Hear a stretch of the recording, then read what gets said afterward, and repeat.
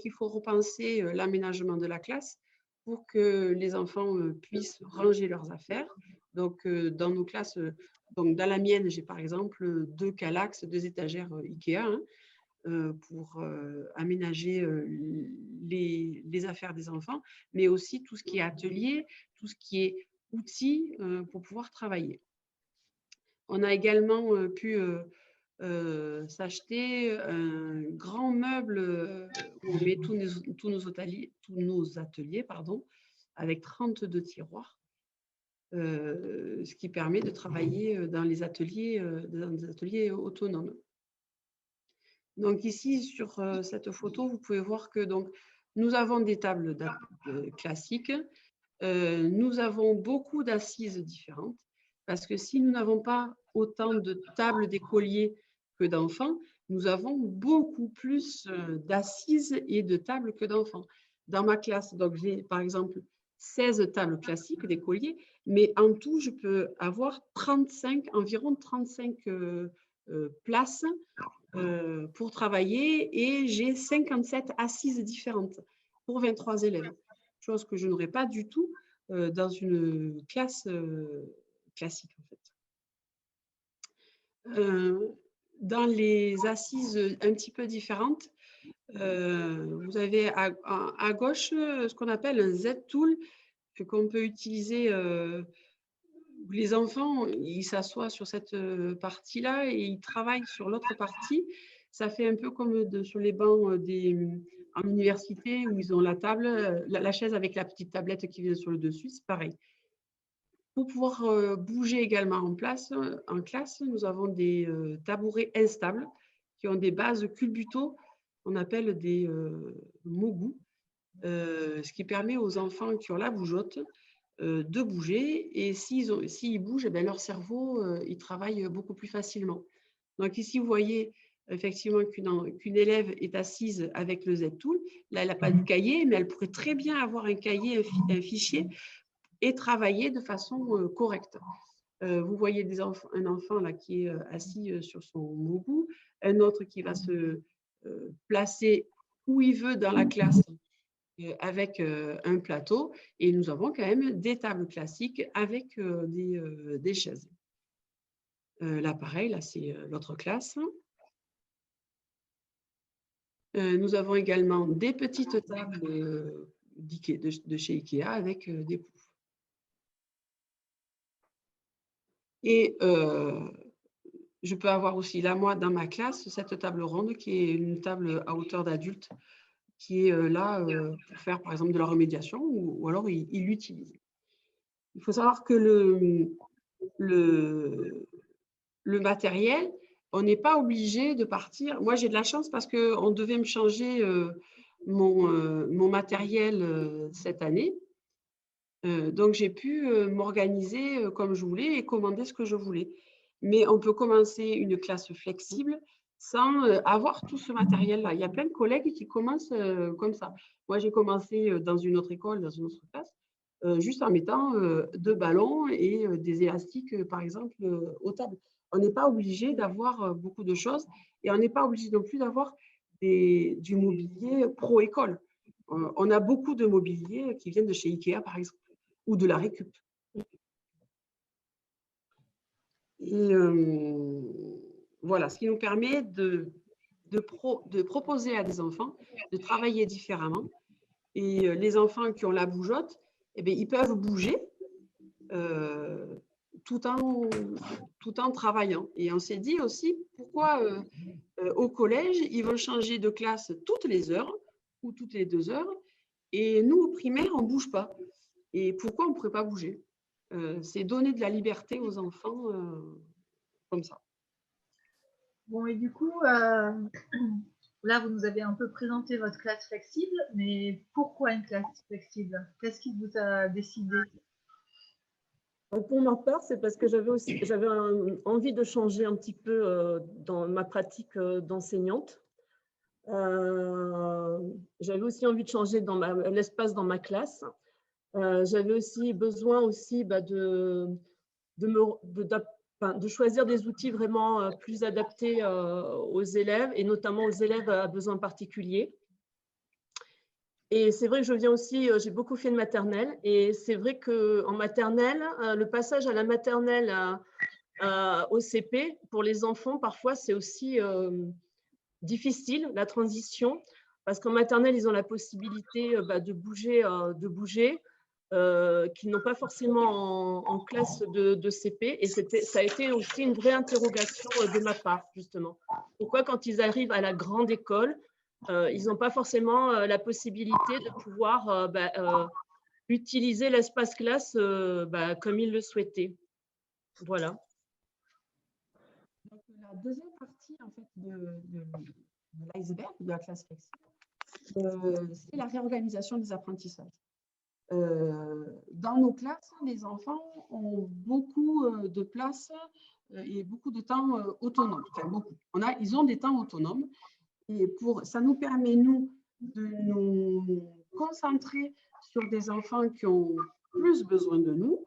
Et certains enfants vont pouvoir avancer. Par exemple, là, vous voyez cet enfant, cet élève a un téléphone qui est de la récup aussi, dans sa main, et va photographier l'atelier qu'elle fait pour pouvoir, après, que je puisse le valider. Les enfants, ils ont leurs propres outils. Là, cet enfant, il a son outil accroché à sa trousse. Mais dans la classe, on peut aller chercher des outils partout. Ils savent exactement où ils sont. Ils n'ont pas besoin de nous.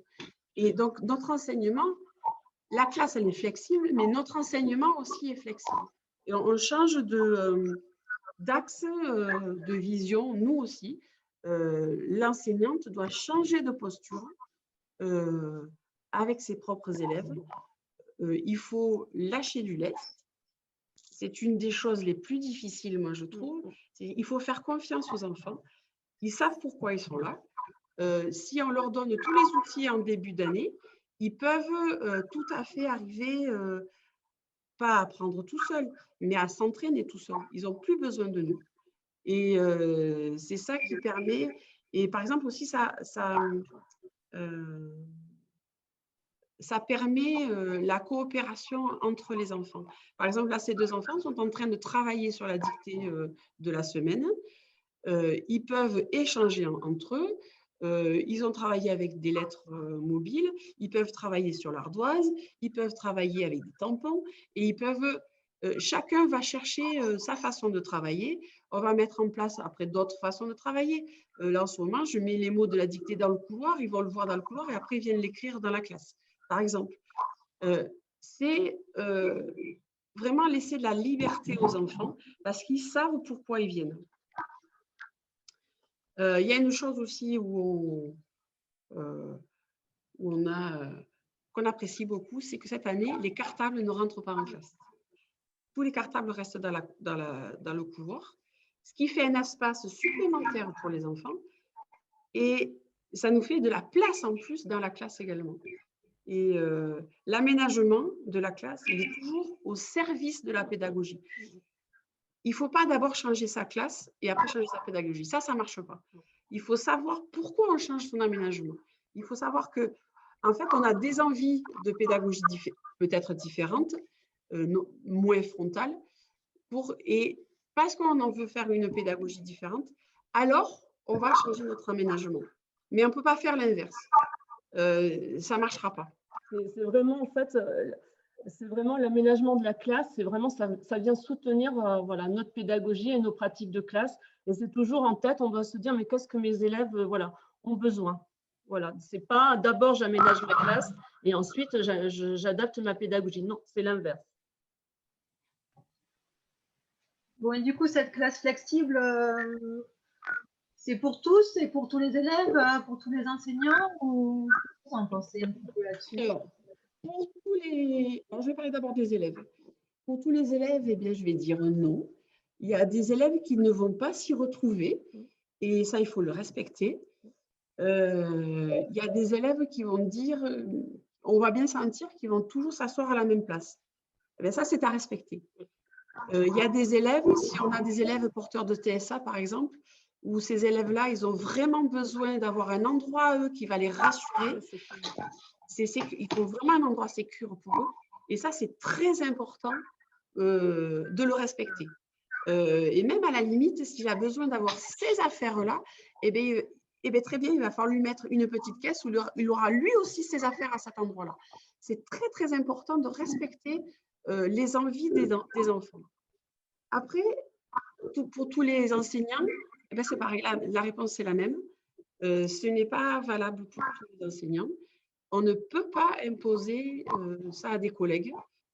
Quand j'ai rejoint l'école et qu'on m'a dit que j'allais travailler avec Véronique, j'ai un petit peu tâté le terrain au téléphone et tout de suite, elle était ouverte là-dessus, elle avait déjà aussi commencé. Et donc, du coup, on a beaucoup de chance parce qu'on peut travailler ensemble. On fait beaucoup, beaucoup de choses ensemble. Et du coup, on avance ensemble. Si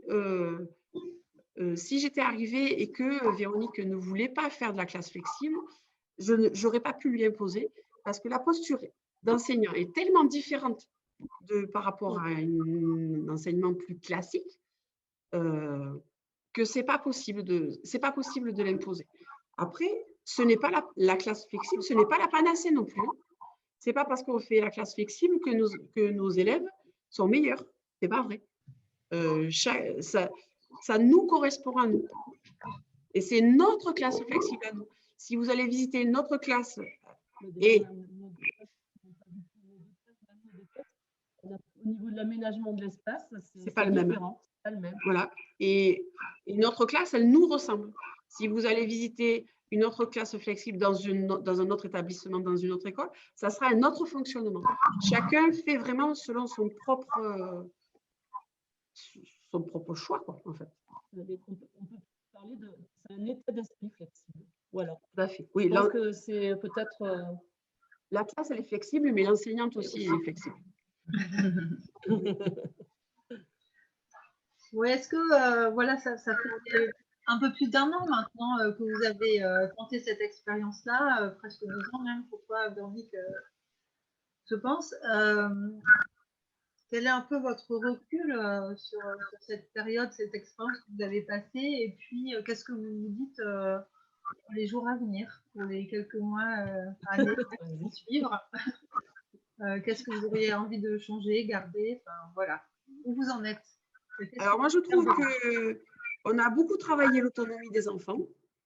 Donc là, c'est plutôt à nos collègues qui vont récupérer nos élèves de nous dire si effectivement les élèves sont un peu plus autonomes par rapport à ceux qu'ils avaient avant, par exemple. En même temps, ce n'est pas les mêmes cohortes, donc c'est un peu compliqué de comparer.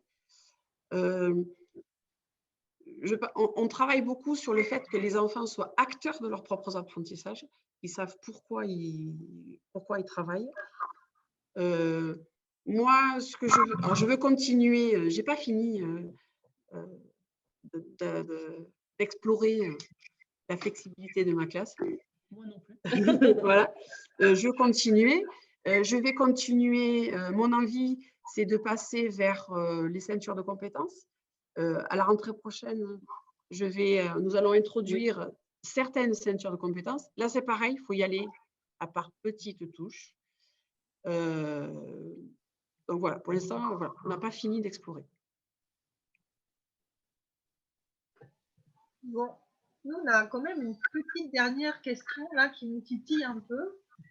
Du coup, tout ça, là, toute cette mise en place, perspective, tout ce dispositif, finalement, moi j'ai envie de dire, c'est pas pour être un peu tranquille, parce que nous, on a vu que les élèves, là, ils travaillaient, les maîtresses. C'est ça. Alors non. Alors, non. Ça fait partie aussi de l'iceberg. C'est ça, ça fait partie. C'est aussi, ça représente quand même pas mal de... C'est la partie cachée. Voilà, de travail, d'organisation, d'anticipation. Voilà, un gros travail aussi sur sa propre pratique, justement, le lâcher prise. C'est pas évident. Moi, ça n'a pas été évident non plus pour moi, parce qu'il faut accepter aussi de ne pas pouvoir tout contrôler. Donc, voilà, non. Non. Il y a un énorme travail, alors surtout au début, il y a un énorme travail de préparation de tous ces ateliers et d'anticipation pour les élèves qui vont doucement, pour les élèves qui vont vite. Alors, c'est du travail d'enseignant classique, peut-être un peu plus. Là, j'avoue que moi, je ne me rends pas trop compte parce que finalement, je suis jeune enseignante. C'est que ma 5e année d'enseignement et j'ai toujours un peu fait comme ça. Donc, non, on a beaucoup de travail. On n'est pas tranquille dans la classe. Par contre, ça nous permet quand même, à un moment donné, de pouvoir se mettre en retrait et d'observer la classe. Ouais. Et ça, c'est très intéressant. On a le regard aussi qui se décentre aussi. Oui. Dans la classe, il y a des élèves un peu partout et c'est vrai que du coup, ça nous oblige à vraiment regarder dans tous les espaces classe. On n'a peut-être pas forcément dans une classe ou en autobus ou voilà. Ou même en U, la classe ou en U. même en îlot parce que les enfants exploitent les moindres recoins de la classe. Et puis, ils changent de place. À chaque changement d'activité, ils changent de place. Donc, on ne sait plus qui est où. Donc, on est très vigilante. En fait, on a une vigilance qui est augmentée parce qu'il faut qu'on fasse attention. Ah oui, mais un tel, peut-être qu'il va se planquer aussi pour un peu moins bosser. Donc, il faut aller le voir, il faut aller le titiller. Peut-être qu'il va se mettre à côté du copain et que se mettre à côté du copain, c'est peut-être pas forcément le bon truc pour travailler. Ça aussi, c'est quelque chose qu'on leur apprend. Puisqu'ils peuvent se mettre où ils veulent, c'est attention. Si je me mets à côté du copain, qu'est-ce que je vais faire? Je vais travailler ou je vais discuter? Et voilà. Donc ça, on les aide à grandir en fait. C'est notre objectif à l'école. Bon, un petit mot de la fin là. Du coup, vous êtes des maîtresses heureuses? Oui, ça se voit. Oui. Oui, on a l'impression quand même. Oui. Alors, merci beaucoup, Véro et Véro. On a quelques questions dans le chat, n'hésitez pas à les poser. On va essayer de répondre. Alors, on va commencer par des questions très pratico-pratiques. D'abord, la première question, c'était combien de mètres carrés vous avez dans votre classe, s'il vous plaît? Alors, la mienne, elle fait 50 mètres carrés. Mais par contre, elle n'est pas pratique parce qu'elle est toute en largeur. Elle fait 5 par 10. Donc, elle n'est pas très pratique. Mais elle fait 50 mètres carrés. Et celle de Véro, elle est un peu plus petite. Mais pareil, elle est en largeur. Ok, tout à l'heure, Véro de Gauche, tu as parlé des enfants avec un TSA. Est-ce que tu pourrais nous spécifier juste s'il s'agissait d'un trouble autistique ou plutôt un trouble spécifique des apprentissages? De quel type d'enfant tu parlais? Alors, je parlais des troubles autistiques. Mais les enfants qui ont des troubles des apprentissages, c'est pareil. Alors, on n'en a pas spécifiquement cette année, mais on en avait l'année dernière. Et ces enfants-là, ils ont toute leur place. Ils ont toute leur place dans la classe. Oui. Et dans l'aménagement de la classe. Alors, on a bien compris qu'en termes de continuité, vous pensiez pour les années prochaines, les années à venir, à mettre en place des ceintures de compétences. Donc ça, c'est pour la continuité. Mais justement, comment on lance un début d'année? Comment on lance la rentrée dans une classe flexible? Alors, comment on lance? Il faut présenter… Bonne question. C'est très important de présenter toute la classe, tous les coins et tout le matériel. Par exemple, on va pas, il y a toutes les activités, il y a des activités qui ne pourront pas être faites sur des assises flexibles, style ballon ou style mogou, les tabourets oscillants. Par exemple, en CP, on travaille beaucoup sur le geste d'écriture, le geste graphique. Nous sommes intransigeantes sur la position du corps pour apprendre le geste d'écriture. Et le geste d'écriture ne se fait uniquement que sur des chaises, bien assis correctement. Donc, avec une table à un bon niveau, les pieds par terre, etc.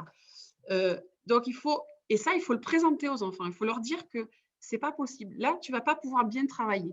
Il faut qu'en début d'année, ils puissent tester tout le matériel. Et après, on discute avec les enfants. Alors, qu'est-ce que tu penses de ça? Est-ce que tu as bien pu travailler ou pas? Qu'est-ce qui t'a gêné? Qu'est-ce qui t'a plu? Qu'est-ce qui ne te plaît pas? Il faut perdre du temps pour en gagner après.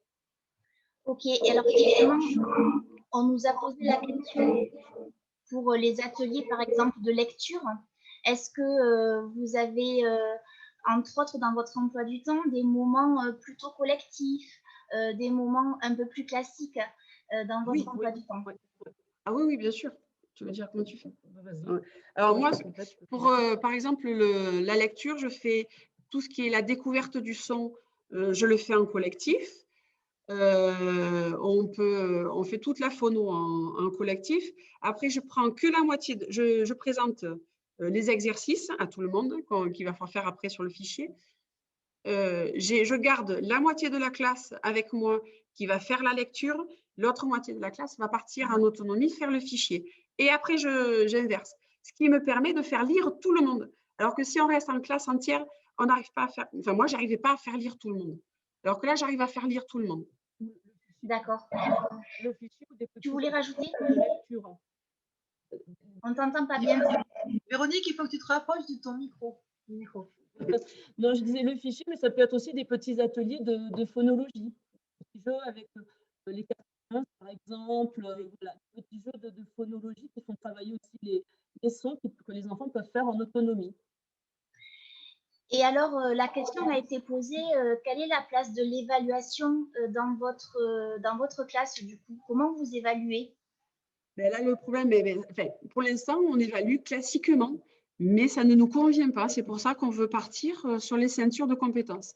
Moi, je voulais aussi beaucoup évaluer sur tous les jours, mais malgré, alors je le fais, mais malgré tout, on a encore des évaluations sur table, et ça, je ne peux plus. Donc, c'est pour ça qu'on va partir sur des ceintures de compétences, mais par petites touches. On ne va pas pouvoir lancer toutes les compétences en ceinture de compétences en même temps. Ce n'est pas possible. Ok, alors on voit qu'on a quelques minutes encore. Il y a plein de questions super intéressantes. Malheureusement, on ne peut pas répondre à tout le monde. Il y a une question qui revenait, c'était mais qu'est-ce qu'on fait de ces enfants qui ne veulent pas rentrer dans ce système de la classe flexible? Et puis, on va en profiter pour parler aussi des parents qui ne seraient pas très motivés pour cette classe flexible. Comment vous avez fait? Alors, pour les parents, à la réunion de rentrée, on a bien expliqué notre mode de fonctionnement. Nous avions pris des photos, donc du coup, on a fait un petit diaporama, on leur a montré. Donc, on leur a bien expliqué. On avait mis d'ailleurs quelques assises pour leur faire tester. Ils ont pas voulu. Mais moi, j'ai une maman qui a testé mon goût. Ouais, personne. Voilà. Et ensuite, régulièrement, de toute façon, on leur poste sur Educartable justement des photos des enfants en train de travailler. Mais c'est vrai qu'en amont, sur la classe, sur la réunion de rentrée, on a vraiment bien expliqué notre mode de fonctionnement d'entrée. Voilà. Et pour l'instant, on n'a pas eu de retour de parents négatifs. Alors, il y a des parents qui peuvent avoir l'impression qu'il n'y a pas de cadre dans la classe. C'est pas vrai, ils font pas ce qu'ils veulent. Hein. Voilà. C'est pas parce qu'ils peuvent s'asseoir comme ils veulent qu'il n'y a pas de cadre. Et le cadre est important. Okay. D'ailleurs, il y en a qui sont inquiets par rapport au bruit. Qu'en est-il du bruit en groupe en autonomie? Est-ce que voilà? Il y a du bruit. Il y a du bruit. Mais c'est quelque chose qui s'apprend aussi. Hein. Mais c'est vrai que oui, il y a du bruit. Après, c'est un bruit de travail. Mais c'est un bruit de travail, voilà. Après, quand il y a du bruit, après, il faut… par exemple, à un moment donné, j'avais des îlots de 5-6. Je me suis très vite rendu compte que 5-6, c'était plus possible. Donc, j'ai basculé avec des îlots de 2-3. Et j'ai mis en place, là, depuis la rentrée, des binômes de travail. Donc, je leur dis, ah, là, vous vous mettez en binôme de travail. Parce qu'à 2, c'est plus du bavardage de travail que du bavardage de se raconter son week-end, quoi. Et alors, une question qui revient à plusieurs reprises, est-ce que c'est envisageable la classe flexible en double niveau, voire en triple niveau? Ou en multiniveau, soyons Ah oui, alors même au contraire. Ouais, au contraire. Je pense que c'est… parce que… alors, moi, je n'ai jamais fait de double ou de multiniveau, donc je n'ai pas trop de recul là-dessus. Mais je sais que j'ai des collègues qui en font et ça marche très bien. Donc, non, il faut oser se lancer. Alors, il y a une petite question aussi au sujet des collègues. Comment c'est reçu par l'équipe qui vous accompagne dans votre école? Eh bien, ça dépend. Voilà. Ça dépend. Il y a des collègues qui sont pas ouverts et c'est pas grave parce que ce qu'on a dit tout à l'heure, on ne peut pas imposer ce genre de fonctionnement à tout le monde, c'est pas possible. Et après, il y a des collègues à qui on a donné envie et qui se sont lancés. Oui. Bon, on est très frustrés là parce que dans 50 secondes, Il y a tout le monde qui revient. Voilà. Et en plus, on était censé vous faire partager une note d'étonnement qu'on n'a pas fait. À vous faire remplir pour le partager sur ensuite un Padlet. Je pense que voilà que Jérôme qui va nous reprendre en grand groupe va peut-être l'évoquer puisque nous n'avons pas fait notre travail jusqu'au bout. Merci les Véro, c'était très intéressant. Et merci pour vos questions aussi, toutes très riches, et pour votre participation et votre écoute. C'est très court, mais bon, mais c'est comme ça. Allez, on va être catapultés. Merci beaucoup. Merci. On est catapultés tout seul? Oui, tout seul.